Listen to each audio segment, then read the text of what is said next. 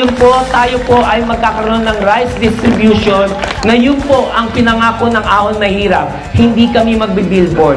Mas pipiliin namin ibaba ang bigas para sa inyo. Maraming salamat po.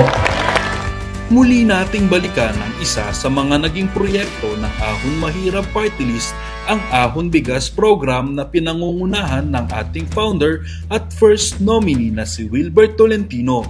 Libo-libo ang mga napamahaging bigas sa bawat pamilya sa iba't ibang lugar mula sa Luzon, Visayas at Mindanao.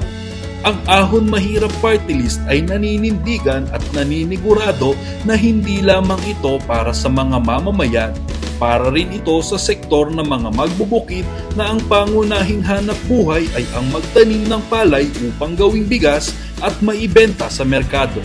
Dahil ang layunin namin ay matulungan ang bawat sektor na lalo pang mapalago ang kanilang mga negosyo. Asahan ninyo ang pagbabago dahil ang pangarap namin ay maging maunlad at maayos ang estado ng pamumuhay ng bawat Pilipino.